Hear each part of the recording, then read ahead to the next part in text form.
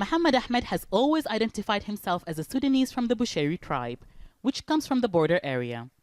But that makes it difficult to get goods and resources to reach the little town of Osseif where he lives. That's because Osseif, in northeastern Sudan, is the closest town to the disputed border between Sudan and Egypt in the triangle known as Halayeb, which Egypt continues to hold. Some people say that the Bushairis are now part of Egypt, but in our hearts we are not Egyptians. None of us say we are Egyptians, and even Egyptians don't accept us as part of them. Mohammed says he has to obtain permits from Egyptian authorities to cross into Halayeb, as do many people who live in Osseif but have families in the triangle.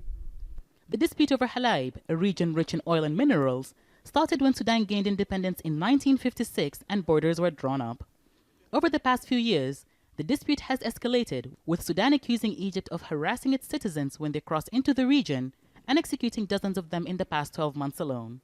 That fence marks the beginning of the disputed area of the Halayeb Triangle. Egypt has stationed forces there for more than 2 decades, despite protests from the Sudanese government. Recently, Halayeb has been at the forefront of increased tensions between the two countries.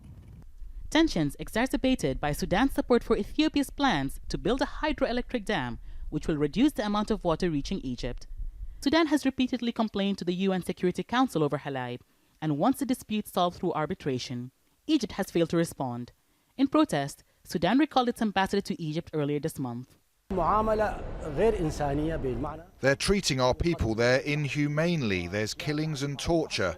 That's why we met here at the Parliament and are taking steps so that it's no longer a regional issue, but also an international one. Sudan has deployed troops on the border. Egypt says it doesn't want a war with its neighbors. We will not engage in a war with our brothers or anyone else. Any pounds spent on disputes or conflict should be directed to our people.